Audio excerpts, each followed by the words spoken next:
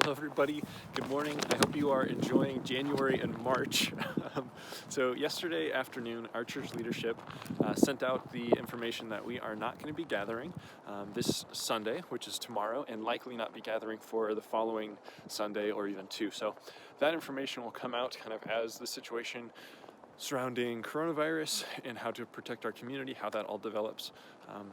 But so rather than repeat all of the information that Jared has already expressed in the video that he sent out, I would love to link you to that so that way I'm not repeating any of that information. But so my goal in this video is to let you know what we are doing as a youth ministry, but I also wanted to point you to two things really quickly before I explain that. The first thing I want to explain is that our church's response to this is not out of fear or panic.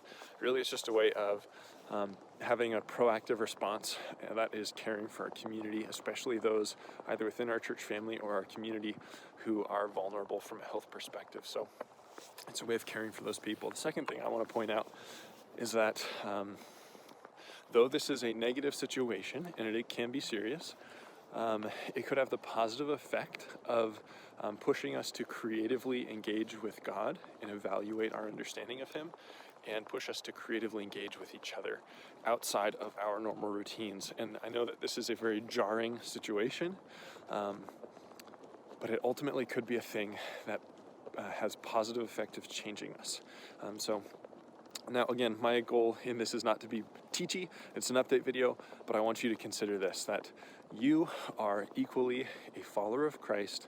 You are equally known, equally loved by God. You are equally adopted as a son, or a daughter. You are equally cared for, both before a situation like this, during a situation like this, and after.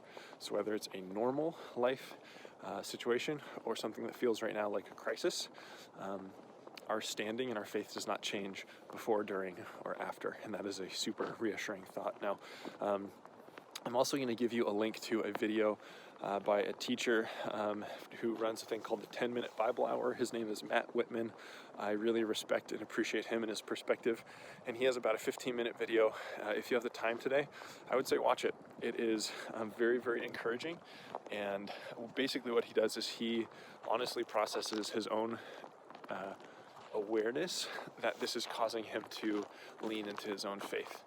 And he ends his video by pointing us to the precedent of the early church in Romans 12 and the way that they encouraged each other. And so ultimately it is an incredibly hopeful video. And so I hope you watch it. I know it's a little bit long, but it's worth your time if you have it. So last bit of information, excuse me as I flip my paper, is I want to let you know that as a youth ministry, we are still going to gather. We're not doing large group gatherings within our church, but in a small group setting, gathering can still be a fine thing as long as it's done with wisdom. So we are not going to be gathering at the Miller's house this week. We'll be at Whitney's and my house, which is 12346 West Parkview Drive. I'll have that posted in the message below. We'll still be meeting tomorrow, Sunday, 4 to 6:30, like normal. We'll still have tacos. That isn't changing.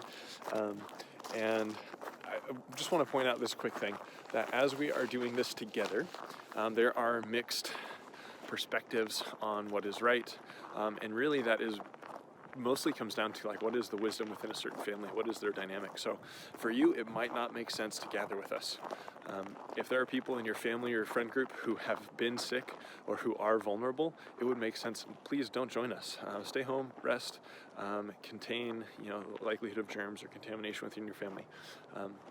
But if you are healthy and your family does not have anyone who is vulnerable, we would love for you to still join us in a small group setting at our house tomorrow, 4 to 6:30 p.m. So I hope this is all helpful, and I would love to see you tomorrow. All right, guys. Talk to you soon.